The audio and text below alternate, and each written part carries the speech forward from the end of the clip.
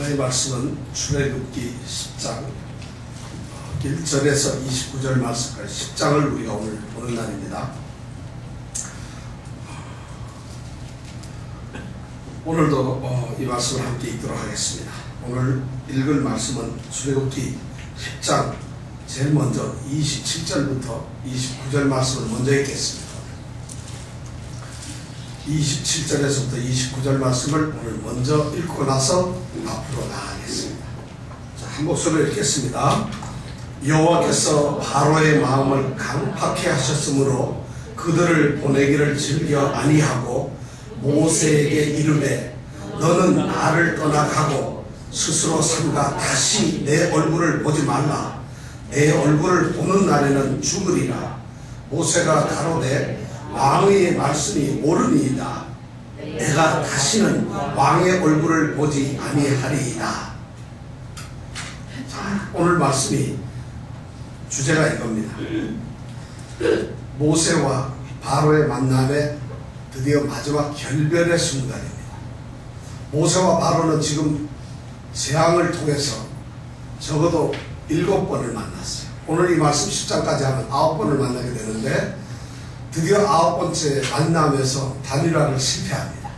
그리고는 불출마 선언을 하고 하는 것이 아니라 모세와 바로가 드디어 협상과 대화를 통해서 출애굽의 역사를 이루어야 하는데 그것이 다 깨져버리고 말았단 말이에요. 바로의 마음이 어떻게 됐을까요? 강팍해졌어요.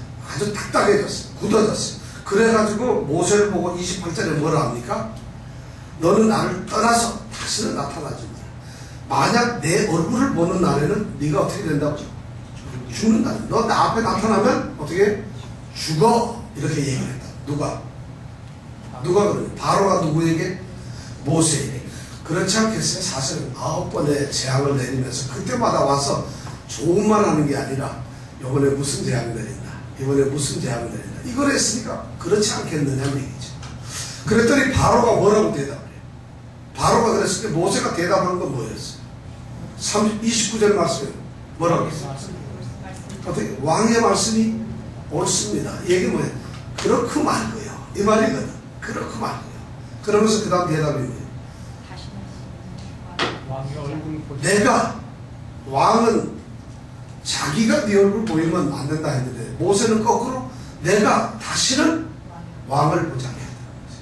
자, 그리고는 이 황야의 무법자처럼 두 사람을 헤어지고 왕궁에 있는 바로도 씩씩거렸을 거고 또 떠나는 모세도 아주 결연하게 이제 끝났구나 하고 돌았습니다.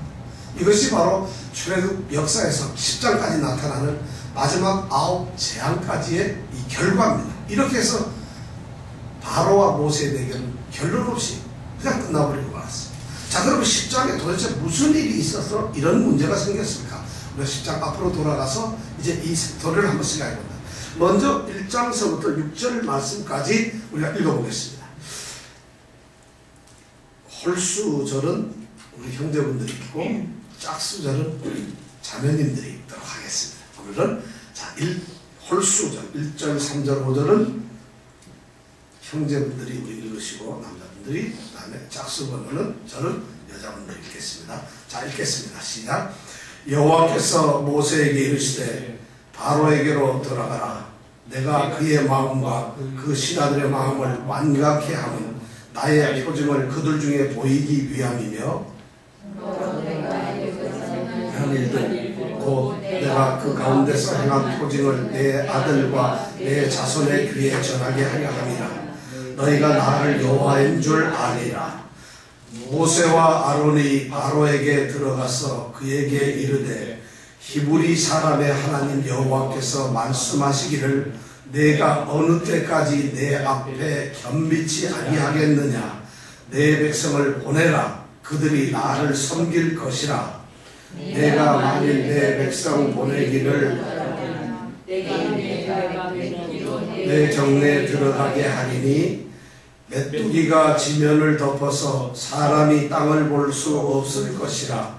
메뚜기가 내게 남은 그것 곧 우박을 면하고 남은 것을 먹으며 들에 너희를 위하여 자라는 모든 나무를 먹을 것이며 또 내 집들과 내 모든 신하의 집들과 모든 애국 사람의 집들에 가득하리니 이는 내 아비와 내 조상이 세상에 있어 옴으로 오늘까지 보지 못하였던 것이니라 하셨다 하고 돌이켜 바로에게서 나오니.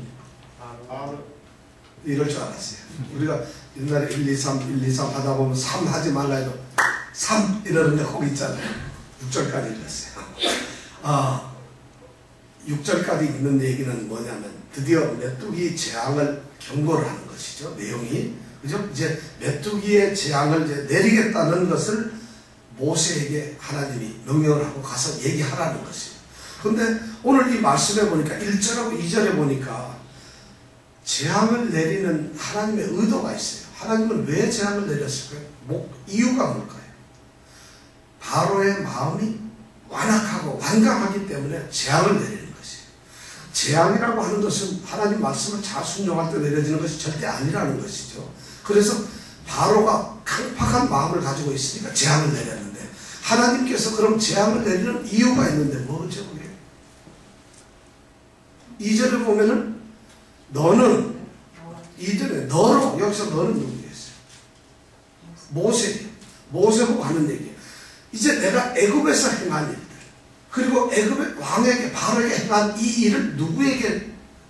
내 후손들에게, 내 자손들에게 그대로 전하게 하기 위해서 내가 이 재앙을 한다는 것이죠. 재앙을 내린다는 것이죠. 그것이 첫 번째 목적이고, 두 번째는 그걸 통해서 내가 누구라고? 여호와라는 걸 알게 한다. 이 두 가지가 목적이에요. 그럼 재앙을 내리는데 이스라엘 백성들은 모세를 통해서 이 재앙을 내리시는 하나님의 이 위대하신 능력을 전달하는 거겠죠. 그러니까 하나님의 전능, 하나님의 위대하심을 이야기를 하는 거고, 하나님께서 무슨 일을 행하셨는가를 이야기하는 것이고, 두 번째는 하나님 그분이 바로 여호와 하나님이라는 것을 이야기하는 것이에요. 근데 여기에 보면은 중요한 단어, 표징이라고 하는 단어가 나와요. 표징. 여기서 우리 하나님께서 모세에게 말씀해서 망각해 나의 뭐예요? 표징을 보여주겠다.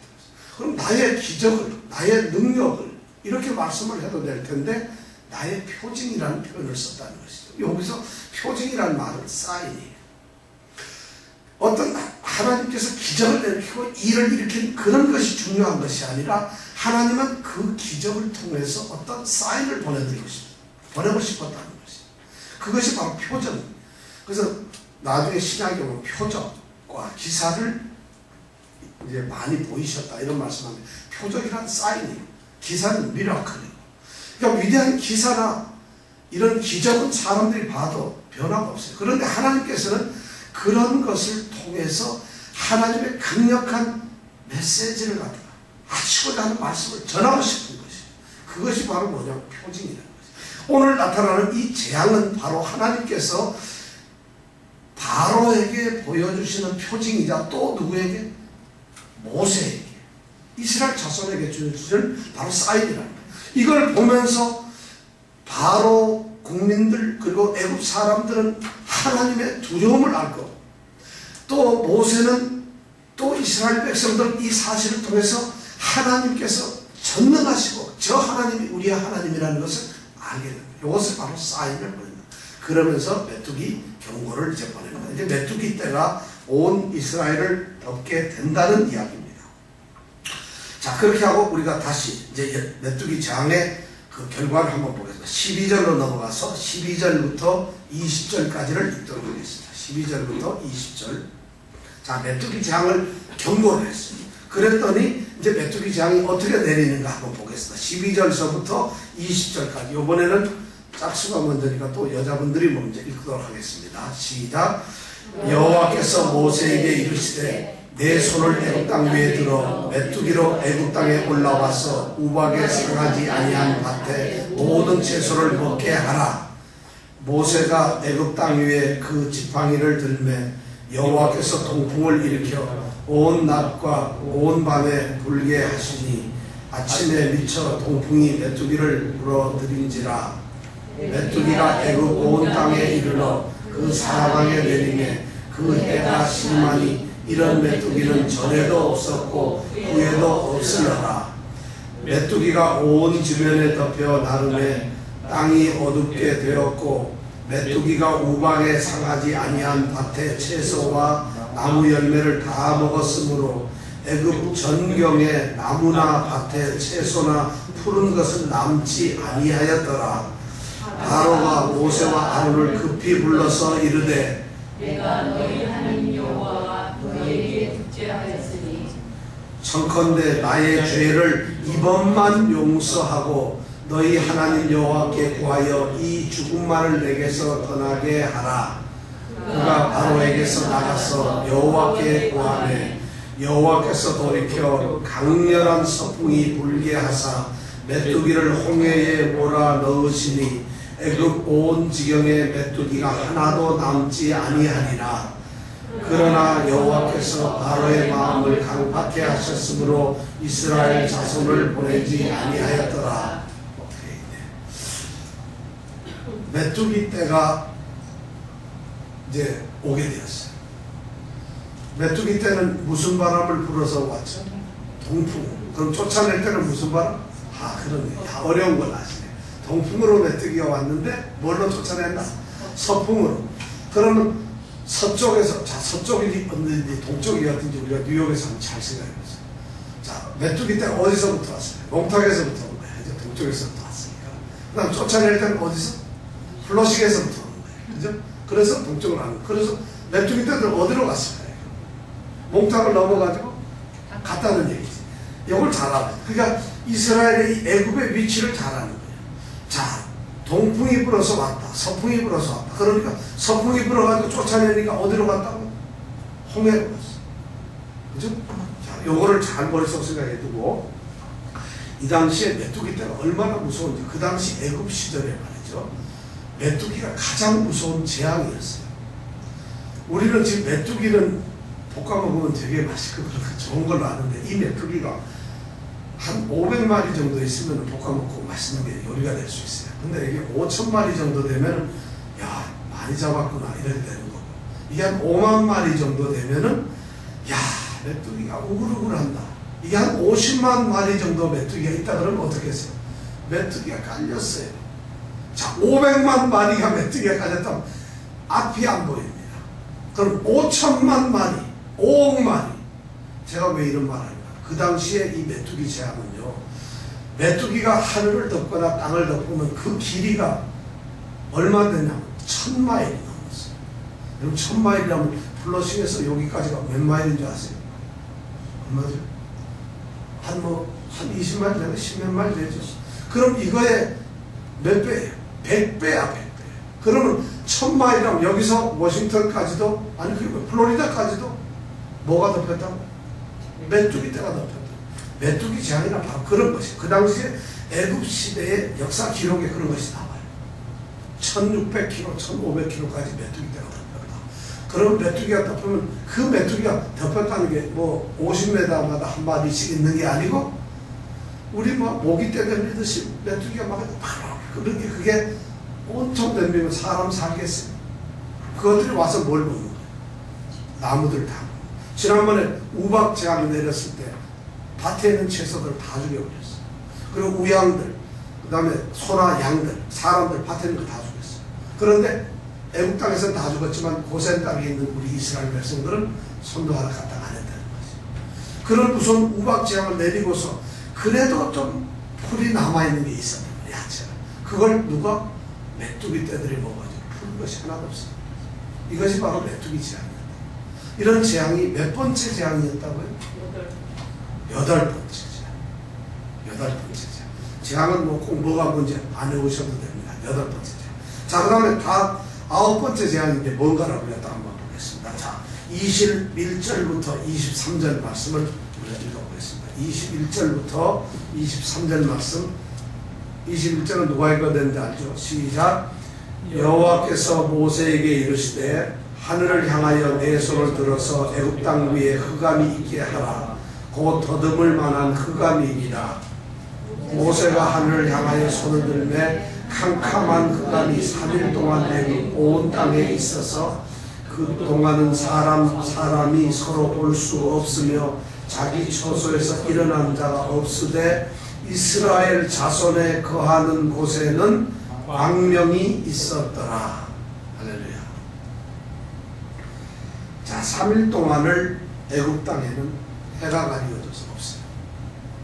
깜깜해졌다는 거죠. 흑암이 너무 짙은 흑암이었는데다가 더듬을 정도의 흑암이라는 얘기는 뭐냐면 보이질 않으니까 더듬고 간다는 이럴 정도로 깜깜한 거였어요. 그러니까 모든 사람들이 서로 알아보지 못하니까 길에 나갈 수가 없어요. 전기가 끊어지고 나니까 말이죠. 밤에 돌아다닐 수가 없잖아요. 그렇게 있는 건데 그것이 3일 동안을 그렇게 했다는 거예요. 흑암이 걸려버렸어요. 이런 재앙을 하나님께서 9번째로 내리셨어요. 이 사인은 뭐냐면 하나님께서는 그런데 이 사인을 내리면서 애굽을 지배하고 있는 가장 위대한 애굽의 신은 라라고 하는 태양신이에요. 지금도 요즘에 어떤 이단들이 이 라를 태양신을 섬기는 사람들이 있어요. 근데 애굽은 태양신을 섬기는 사람. 바로는 바로 태양의 아들이자 태양 자신이에요. 그래서 태양신을 섬기는데 하나님께서는 마지막으로 이 재앙을 정면으로 애굽의 신인 태양신을 공격하는 거죠. 그래서 너희들이 자랑하고 너희들이 섬기고 너희들이 최고라는 태양신 웃기는 소리 하지 마라. 가려버리니까 태양이 없어지고 뭐만 있다고 있다니까 흑암만 있는 거지. 그런데 놀라웠게도 광명이 있는 곳이 있어요. 어디가? 이스라엘 자손이 살고 있는 고센 땅에는 흑암이 없이 광명이 비친다. 여러분 한번 그 장면을 생각해 보세요. 우리 롱아일랜드 쪽에는 구름이 쫙 끼어있는데 플러시 쪽에 햇빛이 쫙 든다. 이것만 해도 희한하네. 어떻게 여기서부터 이렇게 될까? 우리 그런 얘기 하잖아요. 근데 우리 쪽은 깜깜해서 안 보여. 흑암이야. 그런데 저쪽 고센 땅에는 광명이 환하다. 하나님의 놀라우신 역사예요. 너희들이 생각하는 태양신 이렇게 나온다고요. 그러나 히브리 민족의 하나님인 우리 민족, 내 민족, 내 사랑하는 이 아들들에게는 이런 광명을 준다. 사인을 강력하게 보내면서 이래도 네가 말을 듣지 않겠느냐 하고 말씀하셨어요. 지금 마저 이런 재앙을 내리시는 거예요. 그런데 이런 재앙을 내리게 되면 들어야 되나 안 들어야 되나. 그런데 바로의 오늘 모습을 보면은 금방 회개하고 살려달라. 이번엔 내가 진짜 내가 듣겠다. 이런 말을 합니다. 진짜. 자, 그 장면을 한번 보죠. 우리 아까 읽었죠. 그거, 그죠? 아까 살려달라. 사람이 참 이렇게 돼요. 급하게 되면은 주님 살려주세요. 주님 저 좀 도와주세요. 저 좀 이런데 조금 형편이 나아지면은 그런 게 없어져요. 페르시아 사람들한테 이런 얘기가 내려오는 게 있어요. 어떤 농부가 있는데 홍수가 나가지고 물이 막 떠내려가요. 근데 이 페르시아 이 농부가 하루는 그 홍수가 막 났으니까 강물이 불어가지고 떠내려가는 걸 보면서 그걸 보고 있는데 달걀이 하나 떠내려오는 거예요. 그러니까 물가에 있으니까 그걸 잡으려고 달걀이 내려오니까 뛰어들어갔어요. 잡았는데 물살이 너무 세가지고 물에 빠져서 떠내려 죽을 것 같아요. 그러니까 이 사람이 알라신을 섬기는 사람이에요. 알라신이야. 나를 구해주셔서 내가 나를 구해주기만 한다면 평생 내가 달걀을 먹지 않겠습니다. 이렇게 막 맹세하면서 기도를 하는 거예요. 그랬더니 알라신이 구해줬대요. 그래서 밖에 탁 나왔어. 나오면서 하는 말이 뭐냐면 알라신이야. 이거는 날계란인데 삶은 계란을 먹겠습니다. 날계란만 안 먹겠습니다. 이렇게 얘기를 하더라고요. 이게 사람 마음이에요. 급할 때는 뭐든지 다 할 것처럼 하는데 거기에 딱 구해지고 나면은 딴소리를 하는 거예요. 오늘 바로가 바로 그런 모습이에요. 우리 신앙생활도 사실 그런 거 많아요. 한국에서 지금 요즘에 제일 인기 있는 예배가 뭐냐면 새벽기도예요. 요즘에. 왜냐하면 수능시험 끝나고 점수 발표됐잖아요. 그러면 뭐예요? 대학교 이제 가야 되잖아요. 대학 가려면 어떻게 돼요? 이때는 새벽기도 하면은 어느 교회든지 새벽기도가 꽉꽉 차요. 왜냐면 자녀들을 위해서 부모들이 우리 아들 대학교 붙게 해요. 전부 나와서 기도를 해요. 하나님이 그래서 그 사람들만 붙게 해주면 정원 초과가 되는데 어떡합니까? 그 사람들이 그렇게 기도해서 이화여대 붙여달라 했더니 이화여대는 2,000명밖에 안 뽑는데 기도하는 사람 5,000명이야. 그럼 어떻게 해야 되는데? 참 어려운 그런 기도를 한다 이게. 그것도 모자라가지고 특별 기도회라는 게 있는데 뭐냐면 요새 셀폰이 유행하다 보니까 셀폰으로 전화 신청을 해요.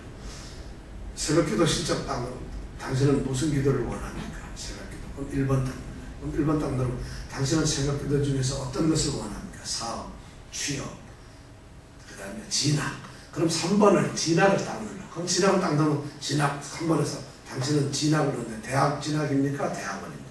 그럼 대학. 그럼 누르면 그 다음에 딱 됐습니다. 자 이제 기도하겠습니다. 하고 3분 동안 기도하고 하나님 아버지 하고 기도하나. 그럼 3분 딱 듣고 나고 끄지면 그거 한번 전화할 때 통화료가 얼마? 그것을 버는 사람도 있더라. 요즘에. 한국에 이렇게 자, 나도 한국 살았으면은 지금 한국에서 목회하면 나도 돈 좀 벌 수가 있어요. 이런 건 내가 누구보다 잘할 수가 있거든. 근데 그런 걸 한단 말이야 진짜. 근데 사람들이 때가 되면 그렇게 해요 사실은. 근데 얼마나 웃기는 일인지 몰라요. 근데 바로 이런 거예요. 우리의 신앙이라는 것이 이렇다는 거예요. 신앙의 도전을 받아요. 지금 바로의 모습을 우리 이렇게 보면서 그가 강팍한 마음, 완강하고 고집된 마음을 하나님께서 이렇게 표징을 보여주고 자꾸만 재앙을 내리면은 하나님이 말씀하시는 내 백성을 보내라. 그리고 그들이 내게 제사를 드리도록 해라. 희생을 드리도록 해라 하면 우리 같으면 한 2번쯤 두드려 맞으면 바로 할 텐데 9번째까지 와. 그리고 9번째 와서 결국은 어떻게 됐어요? 이 협상이 결렬이 되고 말았어. 다시는 안 본다. 너 내 앞에 오면 죽어? 나도 안 봐. 그리고 빼야 된다. 그러면서 이 바로는 사실은 이 모세와 협상을 했다는 것이죠. 오늘 말씀에도 보면 2번의 협상이 있어요. 어떤 협상이 있었나? 자, 7절로 넘어가겠습니다. 7절부터 11절 말씀까지를 우리가 읽도록 하겠습니다. 자, 첫 번째 바로가 제시하는 이 타협안은 어떤 것인가? 그리고 모세는 그 타협안에 대해서 어떻게 대항을 했는가? 7절서부터 11절 말씀 자 같이 읽겠습니다. 시작.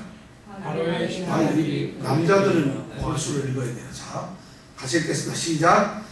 바로의 신하들이 남자분들이 소리가 없어요. 이렇게. 다시 크게 읽겠습니다. 시작. 바로의 신하들이 그에게 고하되 어느 때까지 이 사람이 우리의 함정이 되리이까? 그 사람들을 보내어 그 하나님 여호와를 섬기게 하소서. 왕은 아직도 애굽이 망한 줄을 알지 못하시나이까 하고 모세와 아론을 바로에게로 다시 데려오니 바로가 그들에게 이르되 가서 너희 하나님 여호와를 섬기라. 갈 자는 누구누구뇨? 모세가 가로되 우리가 여호와 앞에 절기를 지킬 것인즉 우리가 남녀노소와 우양을 데리고 가겠나이다.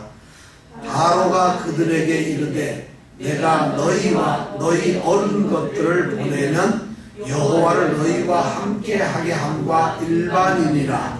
삼갈지어다 너희 경영이 악하니라. 그는 불가하니 너희 남정만 가서 여호와를 섬기라. 이것이 너희의 구하는 말이라. 이에 그들이 바로 앞에서 쫓겨다니라. 다시 또 한 절 더 읽겠습니다. 자, 24절부터 29절 말씀을 또 보겠습니다. 24절부터 29절 말씀. 자, 시작. 바로가 모세를 불러서 이르되 너희는 가서 여호와를 섬기되 너희 양과 소는 머물러 두고 너희 어린 것은 너희와 함께 갈지니라.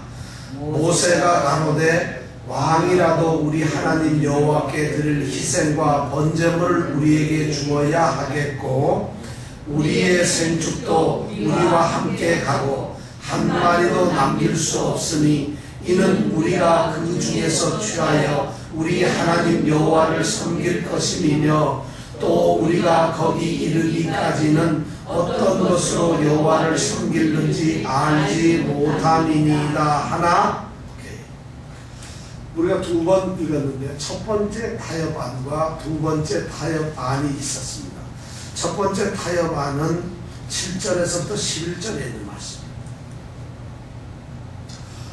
우리가 첫 번째 타협안은 뭐냐면 가서 제사를 지내는 거 좋은데 너희 남자들만 가서 어른 남자들만 가서 제사를 지내라는 것이 첫 번째 안이었어요.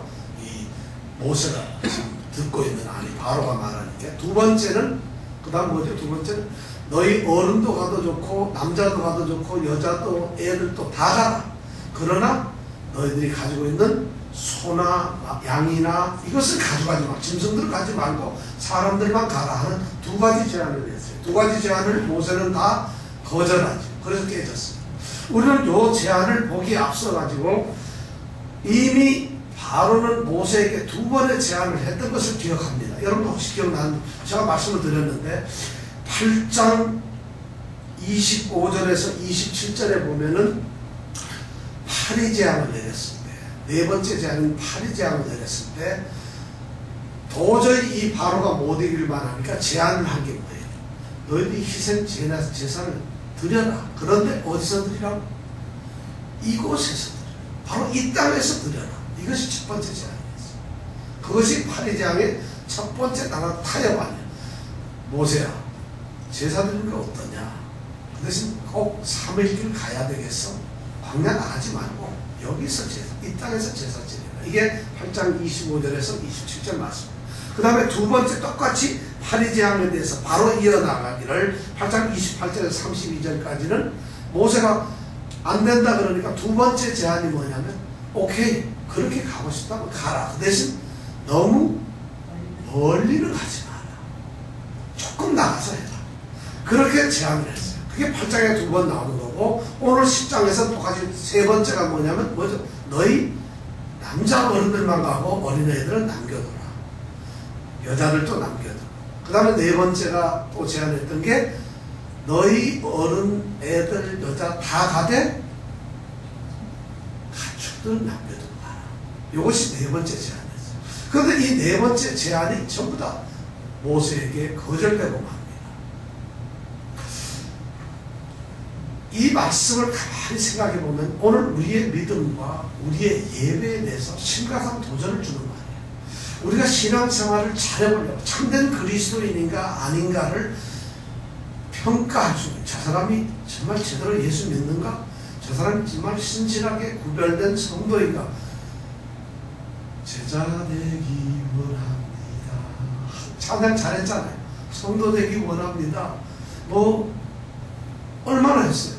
그런데 정말인가 아닌가 구분하는 것이 바로 이거예요. 애굽이라고 하는 이 세상의 삶, 죄의 세계에서 지금 하나님께서는 하나님의 백성을 그 땅에서 거듭해서 하나님의 약속의 땅으로 보내시려고 이렇게 하시는 거예요.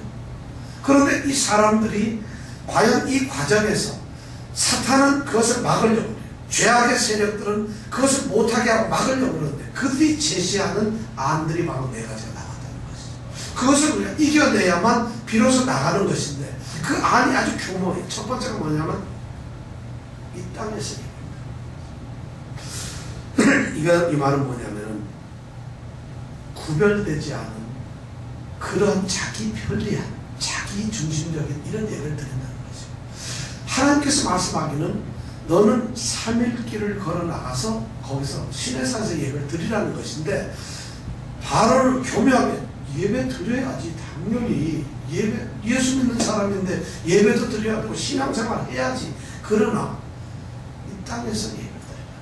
하나님 말씀은 거기가 아니고 세상에서 먹고 마시고 놀고 즐기고 세상대로 살면서 그러면서 예배를 드리라는 거예요. 그러면서 신앙생활을 하라는 것이 적당하게 이 땅에 살면서 자 이걸 가지고 우리 신앙생활에 잣대로 만약 하면 우리는 어떻게 될까요? 육신의 소욕 쫓아가면서 영적인 소욕도 가지고 있어요. 여기서 우리가 육신의 소욕 그러니까 그 먹지도 말고 일도 하지 말라는 이런 뜻이 아니에요. 육신의 소욕이라는 건 우리 세상에 썩어질 것, 잘못된 하나님과 대적되는 영적인 것을 막는 이런 것을 우리가 말하는 것이죠. 그러니까 다시 말해서 이 땅에 살면서 세상을 다 하면서 즐기면서 제가 옛날에 그런 어떤 아주 친구 중에 하나가 전도를 술집에 갔어요.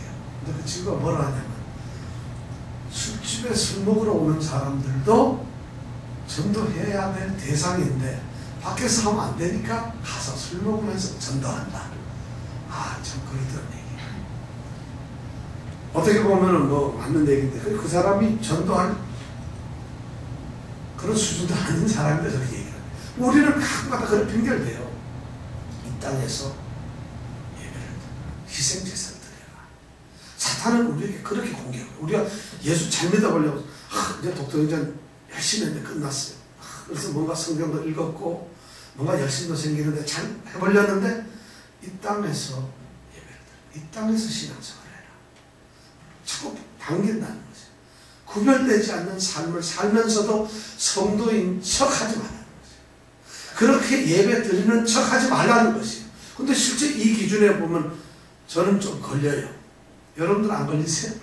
제가 여러분들 중에는 전혀 걸릴 분 같지 않아요. 전부 이렇게 아주 고개 끄덕끄덕 하시는 거라서 절대 안 걸리실 분 같아요.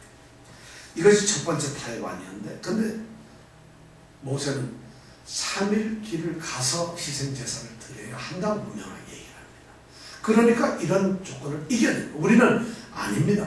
구별되어야 합니다. 우리는 반드시 가야 합니다. 하는 그런 신앙의 고백이 되어야 된다는 것이죠. 자, 두 번째 제안은 뭐냐면 너무 멀리 가지 마라. 얘기는 뭐냐면 예배 드리는 거 다 좋은데 너무 미치지 마라. 너무 신앙 너무 기도 너무 예배 그러지 마라. 그거 다 필요한 거야. 하지만은 너무 그렇게 미쳐서 나이 보면 저 친구 완전히 돌았어. 맹신자야, 광신자야. 이런 말 들으면서까지 믿을 필요는 뭐 있냐. 왜 예수 믿는데? 너 축복받기 위해서 예수 믿는 것이지 하나님 때문에 네가 믿는 거냐? 너의 축복 때문에 믿는 거냐? 적당하게 양다리 걸치고 이렇게 적당히 너무 멀리 가지 말라는 거지. 어떤 이런 웃기는 재미난 얘기가 있잖아요. 성탄절이 이제 다가온대요. 성탄절 예배를 이제 드리는데 성탄절이나 부활절이나 이런 때는 사람들이 좀 많이 나와요. 그래서 이제 한국에서 있었던 얘기인데 목사님이 이제 성탄절 예배를 드리고 한국에는 예배 드리고 나면 문 앞에 가서 목사님이 서서 한 번 인사를 하는데 오신 분 다 해주고 근데 이렇게 한참 인사를 하다 보니까 아주 오랜만에 보는 이 젊은 신사분이 한 분 계세요. 근데 이분은 아주 오랜만에 오는 거예요. 그리고 뭐 1년에 한두 번 오는데 그렇다고 안 오는 건 아니야. 그러니까 이 목사님 생각에 저분은 좀 신앙생활을 잘 해야 되겠구나 하고 박수를 하면서 형제님 신앙생활 좀 규칙적으로 꼬박꼬박 좀 하세요. 이렇게 딱 얘기를 한 거예요. 어떤 이 사람이 딱 뭐라고 대답한지 알아요? 목사님 저는 성탄절 한 번도 안 빠졌습니다. 아주 규칙적으로 성탄절 지켰습니다. 이러더라고요. 바로 이렇게 사는 거예요. 그 목사님이 할 말이 없는 거예요. 오늘 성도들의 삶이 바로 이런 건지도 모르겠어요. 적당주의예요. 적당주의. 우리는 그렇게 살면서 살아요. 사실. 적당 양다리겠죠. 꼭 멀리 가야 돼. 꼭 예수 믿는 거 그렇게 깊이 들어가야 돼. 그러면서 자기는 안 가면서도 누가 열심히 하면 저 사람 봐. 저 사람 천당 제일 앞자리에 앉을 거예요. 자기는 이런 것이 신앙의 참 문제라는 것이죠. 그 다음에 세 번째 오늘 이 바로의 제안이 바로 오늘 말씀 나오는 거예요. 너희 남자들끼리만. 이 말씀은 형식적인 예배를 말하는 거예요. 형식적인 신앙생활. 우리의 자식들은 중요합니다. 우리의 아내들, 가족들 너무 중요해요. 그 가족들을 놔두고 남자들만 가라는 거죠. 명분은 있어요. 그래서 광야 가서 예배를 드리는데 거기는 전갈도 있고 무수가 우글우글한데 그 자식들 안에 그 여자들이 가서 얼마나 위험하냐. 그것들을 놔두고 예배 드리는 거 너희들만 가서 열심히 좀 예배 드리고 와. 우리는 아이들이 우상이 될 때가 있지요. 그러니까 그러한 우리의 세상적인 어떤 소중한 것들 이런 것들을 막 생각하면서 예배당에 가서 예배를 드리거나 신앙생활하면서 우리의 생각은 과거 옛 것들 세상 것들 놓지 못하는 거예요. 그렇게 사로잡으면서 우리는 신앙생활을 해요. 실제로. 왜냐하면 그게 소중하거든요. 그걸 안 놓치면서도 예배는 형식도 예배대로 예배에서 탁 시원하면서 경건하게 찬양하면서 오늘 집에 전기가 나갔는데 이거 어떻게 고치나 이런 거 고민하는 사람들 있어요. 사실은. 예배 열심히 들으면서 오늘 5시에는 결혼식이 있는데 오늘 옷을 뭐 입고 가지? 이런 고민하는 사람들이 있어요. 예배가 신실하게 되지 않아요. 바로 참된 그리스도인, 구별된 그리스도인은 이걸 우리가 평가할 수가 있다는 것이죠. 그죠? 그런데 바로가 그런 걸 요구를 하는 거죠. 예배 드려라. 그럼 너희들 남자들 가서 열심히 드려. 그러나 너희 자녀들 가지 마라. 예배가 형식적으로 될 수밖에 없어요. 그렇게 안 될 수가 없어요. 그러면서 바로의 의도는 뭐예요? 너희들 예배 드린다. 이 사탄의 교회는 그냥 예수 믿는다고 마음대로 믿어봐라. 너희들이 안 돌아올 줄 알아. 이리로 온다는 거죠. 그러면서 우리는 마치 예수를 믿는 것처럼 착각을 하는 거죠. 우리의 마음이 가는 곳에, 끌리는 곳에 우리는 결코 돌아갈 수 없다는 것이죠. 사탄은 우리 신앙생활에 그렇게 눈비 조금마다 안 오죠. 피곤해도 예배를 우리가 신앙생활을 못해요. 기분 좋을 때는 나오지 말라 해도 요즘 예배 왜 빨리 안 드립니까? 자주 안 하니까 이런 사람도 있는데, 자기 컨디션 안 좋으면 넌 예배는 주일마다 돌아오는지 한 달에 한 번이면 되지. 이런 분도 많아요. 신앙생활도 그래요. 좀 자기한테 좋고 컨디션이 괜찮으면은 예배 한 3시간 전에 와가지고 기도도 하고 청소도 하고 열심히 하는데, 기분 나쁘면은 설교 겨우 50분 하는데 길다고 막 그냥 하는 분들이 많아요. 사실 그런 것이 바로 이 형식적인 예배인데, 그런 신앙생활이 우리에게 있다는 것이죠. 바로 이것은 사탄이 준 이 바로와 세상의 지배자인, 세상의 왕인 애굽의 이 바로의 생각이 똑같은 거예요. 우리는 그러면서도 신앙생활을 한다고 그래요. 그런데 모세가 뭐라고 그래요? 남녀노소와 우양이 함께 가야 된다는 것이에요. 모세의 신앙생활, 왜냐하면 하나님이 그걸 명하셨기 때문에 우리 남녀노소와 우양이 우리가 같이 가야 된다는 것이에요. 남자들만 갈 수 있는 것이 아니라는 것이죠. 예배에는 전적으로 헌신된 그런 예배 신앙생활이 되어야 한다는 것이죠. 그러니까 이제 네 번째 타협안이 바로로부터 나오는 건데, 이것이 뭐냐면, 오케이, 너희들 남자도 가도 좋고 애들도 데려가도 좋고 여자도 데려가고 사람들은 다 가도 좋지만은 뭐예요? 소나 양은 끌고 가지 말라는 것이에요. 바로에는 욕심이 있어요. 이 말씀을 잘 들어보면 이해가 가요. 왜냐하면 우박 재앙을 내렸을 때 들에 있는 모든 소나 양들은 다 죽었어요. 사람까지 죽었어요. 그러나 끌어들여온 것들은 살았어요. 그런데 이스라엘 백성들이 살고 있는 땅에는 하나도 죽지 않았어요. 지금 누가 소나 양이 많겠어요? 이스라엘 백성이 많겠죠. 더구나 이스라엘 백성들은 유목민족, 유목생활하던 그런 사람들이에요. 그러니까 가축이나 목축이 훨씬 뛰어나요. 애굽 사람들은 농사를 짓던 농업국가다. 그러니까 자연이 적죠. 그러니까 그런 욕심이 생기니까 그걸 못 가져가게 하는 거죠. 그래서 물론 의도는 그런 거예요. 재산을 아끼겠다는 이런 뜻도 있었겠죠. 그런데 이 모세는 그렇게 얘기를 안 해요. 모세의 대답이 아주 대단합니다. 굉장히 신앙적입니다. 저는 이런 모세가 이런 대답을 할 수, 이건 뭐 하나님께서 뜻하신 거겠죠. 우리는 가축을 다 데려가야 된다. 우리는 지금 소나 양을 안 가져갈 수 없다. 왜냐하면 바로 그것이 우리가 제사를 드려야 될 제물이기 때문에. 제물을 드려야 된다. 신앙생활은 헌신과 제물이 있어야 된다는 것이. 예배에 제물이 있어야 된다는 것이. 그런데 그냥 가서 예배 드릴 수가 없다는 것이. 이렇게 외식적으로 예배를 드리고 우리의 거기에 모든 것이 다 쏟아지지 않는 그런 예배가 아니라는 것이.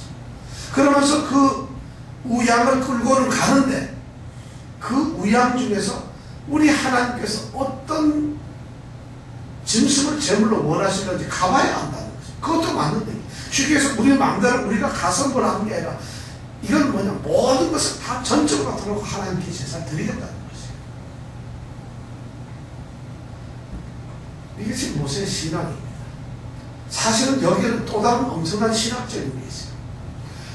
지금 우양이, 이 소나 양이 가지 않으면은 모세가 비록 온 백성들이 다 나가서 시내산에서 예배를, 제사를 드리고 하나님께 희생 제사를 드린다 하더라도, 하나님 말씀처럼 출애굽을 했다 하더라도 그들이 드리는 제사에는 뭐가 빠졌을까요?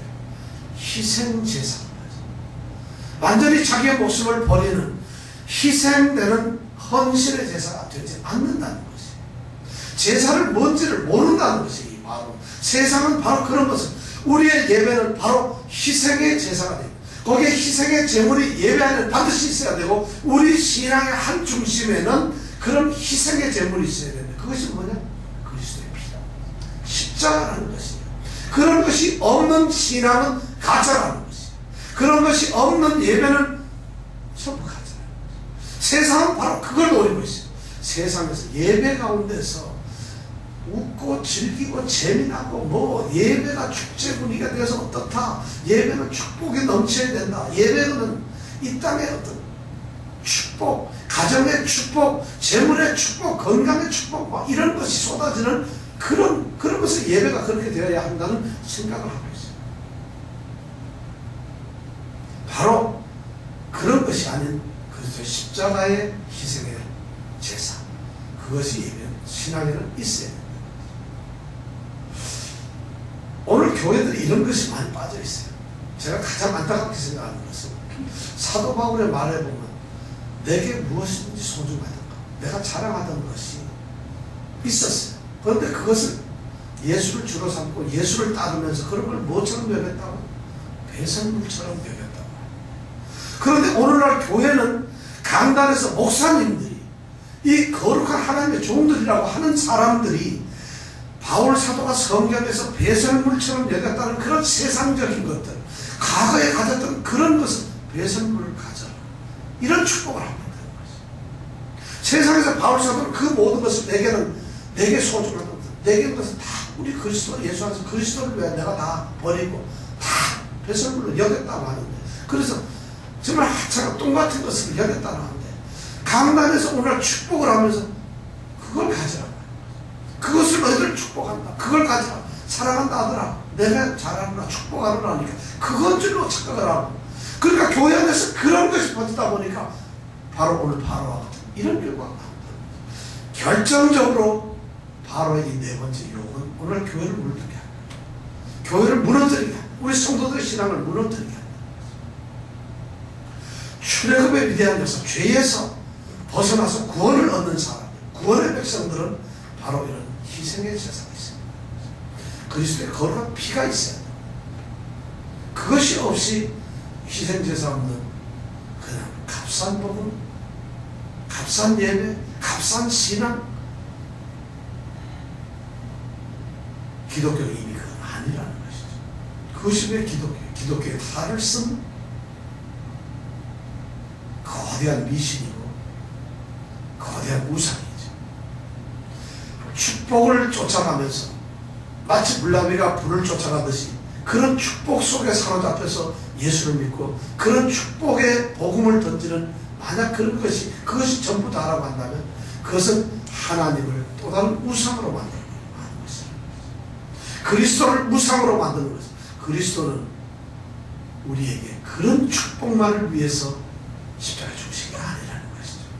바로 우리에게는 이런 희생의 축복이, 희생 제사로서 이루어지는 축복이 있어야 된다는 것이죠. 이런 정말 간절한 이런 희생 제사적인 축복이 우리에게 있었을 때 우리에게 진정한 출애굽이 있다는 것입니다.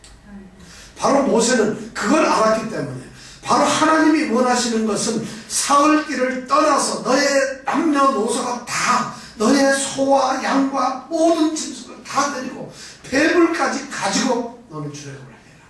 그리고 3일길 시내산에서 내게 희생 제사를 드려라, 희생을 드려라, 이렇게 말합니다. 우리는 다음 주에는 이제 마지막 결정적인 하나님의 마지막 재앙이 이제 내리는 것을 보게 됩니다. 이제 모세와 바로의 모든 대결은 끝나버리고 말았어요. 결렬되고 말았어요. 모세가 마지막으로 남긴 나를 다시 너를 보지 않겠다는 것이에요. 죄악의 세상, 죄악의 지배 세력들, 이제 너와는 끝이라는 것이에요. 내가 세상과는 타협할 게 없다는 것이에요. 세상을 나는 떠나면서 세상에서 모든 것이 끝났다는 것이에요. 이제는 뭐냐? 마지막 하나님의 뜻대로 간다는 것이에요. 12장에 보면은 그들의 말대로, 너희의 말대로 가라, 이런 말이야. 바로 자기의 말대로, 자기의 믿음대로 이루어지는 역사가 일어날 것입니다. 출애굽의 모든 역사가, 우리가 이걸 보면서 10번째 재앙을 한번 기대해 보시기 바랍니다. 기도하시겠습니다. 우리 신앙 한번, 우리의 믿음, 예배, 이런 거 한번 돌이켜 한번 보세요. 우리는 정말 규칙적으로 예배드리는 사람들이에요. 근데 그 규칙 속에서 바로 이 땅에서 예배도 드리고 멀리 가서는 안 된다고 생각하고 있어요. 우리가 죄에서 구원받고 그리스도의 피로 새로 구원을 받은 새 생명이 되어야 하는데 우리는 되었는데 우리를 그래도 붙잡고 늘어진 이 죄의 유혹들, 사탄의 세력들은 우리를 절대 죽일 수도 없고 우리를 어떻게 할 수도 없어요. 그런데 그 사탄의 세력이 너무 두렵기 때문에, 이런 유혹이 달콤하기 때문에 우리는 자꾸 흔들릴 때가 있어요. 하나님께 굳게 서 있는 모세는 한 번도 흔들리지 않습니다. 그가 왜 왕궁을 찾아서 애굽 왕실을 지키는 수많은 군대와 신하들과 바로가 있는 그 앞에서 아론과 둘이 세워졌을 때 왜 두렵지 않았겠어요? 얼마나 두렵겠어요?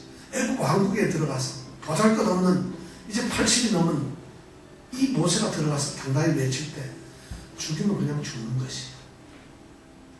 그러나 하나님께서 그를 그렇게 세워두신 거예요. 오늘 우리는 이런 믿음의 기계가 있어야 됩니다. 창고와 담대함이 있어야 돼요. 그러면서 거기에서 유혹되는 위협과 유혹과 달콤함과 두려움과 모든 것을 하나님의 말씀에 의해서 이겨야 된다는 것이에요.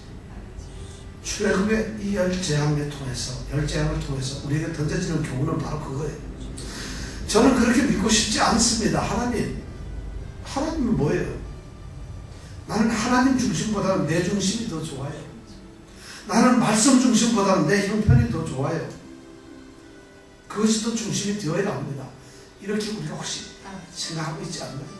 그러면서 우리는 우리의 신앙이 하나님 앞에 바로 서 있다고 생각하면서 하나님께서 우리에게 약속하신 구원의 축복과 그 영원한 마음의 평강과 그리고 하나님의 그 섭리를 통해서 이끌어내시는 하나님의 인도를 당연히 받을 것처럼 우리가 주여 복을 주시옵소서, 불쌍히 여겨 주시옵소서 이렇게 기도하지 않습니까? 우리의 신앙은 어디 있을까요? 우리의 믿음의 자리는 뭘까요? 그런 거 한 번도 우리가 도전받아 보거나 느껴보지도 않았을 수도 있어요. 가끔가다 우리가 회개한다 하지만은 그 회개가 이런 근본적으로 가장 밑바닥서부터 나오는 우리의 믿음에, 우리의 신앙생활에 결정적인 회개가 들어야 된다는 것이죠. 그렇게 해서 우리가 거듭나야 된다는 것이죠.